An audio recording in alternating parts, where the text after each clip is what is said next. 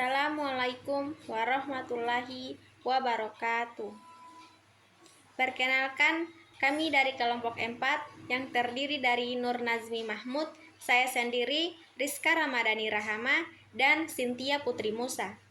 Pada kesempatan kali ini, kami akan memaparkan materi dengan judul materi Akses dan Inklusi Digital. Dimulai dari saya sendiri dengan penjelasan mengenai pendidikan jarak jauh untuk daerah terpencil. Sebelum saya masuk pada bagian selanjutnya, izinkan saya menjelaskan sedikit tentang apa itu akses dan inklusi digital. Akses digital adalah ketersediaan fasilitas dan sarana seperti internet, perangkat teknologi, serta jaringan yang memungkinkan seseorang bisa terhubung ke dunia digital. Sedangkan inklusi digital adalah upaya memastikan semua orang termasuk yang tinggal di daerah terpencil mendapatkan kesempatan yang sama untuk menggunakan teknologi secara aman, efektif, dan bermanfaat. Jadi, akses itu lebih ke tersedianya fasilitasnya, sementara inklusi digital lebih ke semua orang bisa memanfaatkan fasilitas itu tanpa ada yang tertinggal. Bagian A, materi pertama, yaitu pendidikan jarak jauh untuk daerah terpencil. Di era digital saat ini, teknologi telah membawa perubahan besar dalam dunia pendidikan, terutama melalui penyelenggaraan pendidikan jarak jauh. Internet, komputer, dan berbagai platform digital memungkinkan siswa belajar secara fleksibel dari mana saja dan kapan saja. Perkembangan pembelajaran daring ini semakin terasa manfaatnya, terutama sejak pandemi COVID-19. Ketika sistem pendidikan harus beradaptasi dengan cepat melalui learning management system seperti Moodle, Blackboard, dan Canvas. Proses belajar mengajar dapat tetap berlangsung meskipun tanpa tatap muka langsung. Namun, penerapan pendidikan jarak jauh di daerah terpencil masih menghadapi banyak tantangan. Di banyak wilayah, akses internet masih terbatas. Perangkat digital belum merata dan sebagian siswa berasal dari keluarga dengan kondisi ekonomi yang rendah. Selain itu, minimnya interaksi langsung dapat memengaruhi motivasi belajar dan perkembangan sosial siswa. Kondisi geografis yang sulit dijangkau juga membuat pemerataan pendidikan menjadi tantangan besar.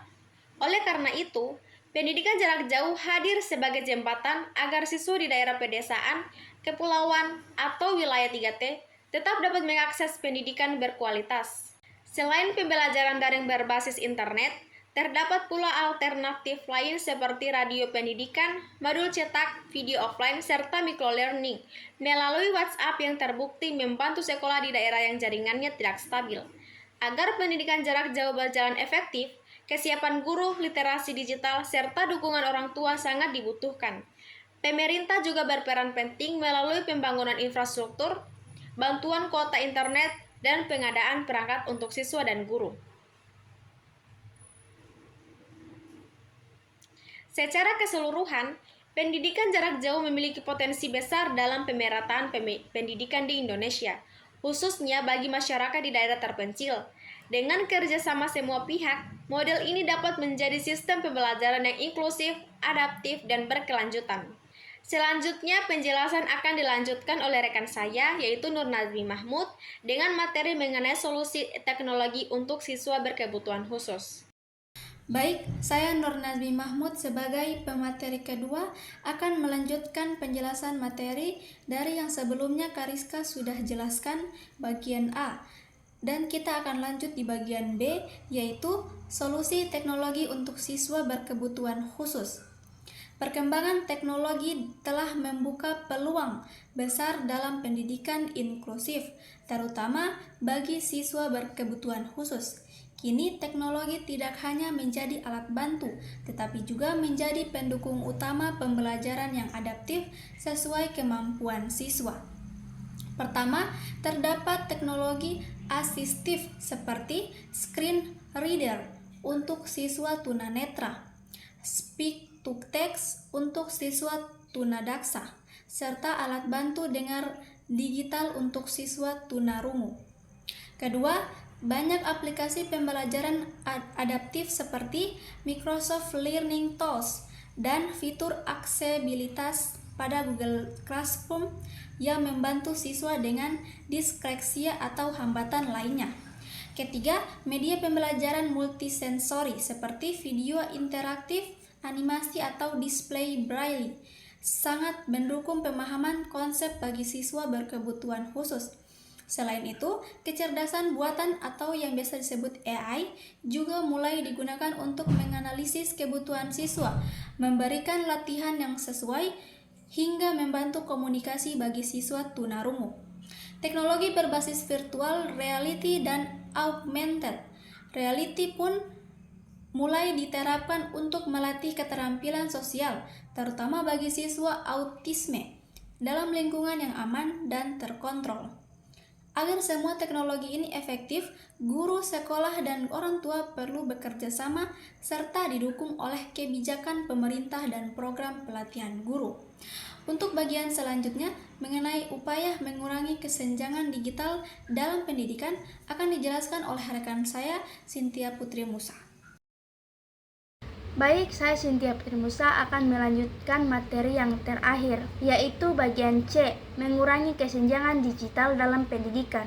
Kesenjangan digital adalah perbedaan kemampuan masyarakat dalam mengakses perangkat digital, internet, dan literasi teknologi.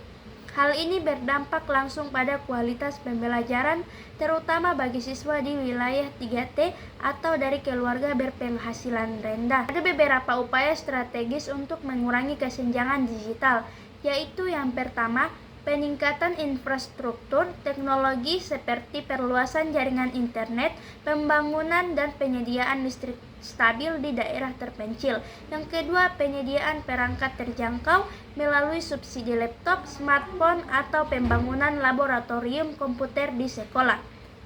Yang ketiga, peningkatan literasi digital untuk guru dan siswa melalui pelatihan rutin agar teknologi dapat dimanfaatkan secara optimal.